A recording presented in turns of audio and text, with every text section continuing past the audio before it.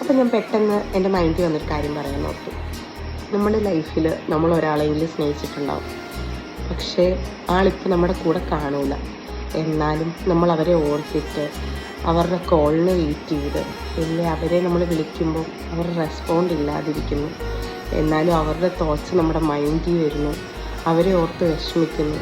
പക്ഷെ ഓപ്പോസിറ്റ് നിൽക്കുന്ന ആൾ ഭയങ്കര ഹാപ്പി ആയിരിക്കും. അവർ നമ്മളെ ഓർക്കുന്ന പോലും കാണത്തില്ല. അവർ നമ്മുടെ അപ്ഡേഷൻസ് പോലും എടുക്കുന്നില്ല. പക്ഷെ നമ്മളതെല്ലാം ചെയ്യുന്നു. എന്തിന്? ഇവിടെ നമ്മുടെ വാല്യൂ മനസ്സിലാക്കാത്ത ഒരാളെ ഓർത്ത് നമ്മളെന്തിനാണ് വിഷമിക്കുന്നത്? അവർക്ക് നമ്മുടെ വാല്യൂ മനസ്സിലാക്കിയായിരുന്നെങ്കിൽ അവരെപ്പോഴും നമ്മുടെ കൂടെ കാണൂലേ? നമ്മളൊരിക്കലും നമ്മൾ സ്നേഹിക്കുന്ന ആളെയല്ല നമ്മൾ കണ്ടുപിടിക്കേണ്ടത്, അല്ലെ ചൂസ് ചെയ്യേണ്ടത്. നമ്മളെ സ്നേഹിക്കുന്ന ആളെയാണ്. എന്നാലേ നമ്മുടെ വാല്യൂ മനസ്സിലാക്കി നമ്മുടെ കൂടെ ലൈഫ് ലോങ് കാണത്തുള്ളൂ. അവർ മൂവ് ഓൺ ആയില്ലേ?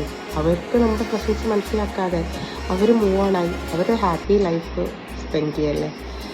ഈ ഞാൻ കാര്യം പറയുമ്പോൾ പലർക്കും പലരെ ഓർമ്മ വന്ന് കാണും. പലർക്കും റിലേറ്റബിൾ ആയിരിക്കും. നമ്മളും അതുപോലെ ചേഞ്ച് ആവണം.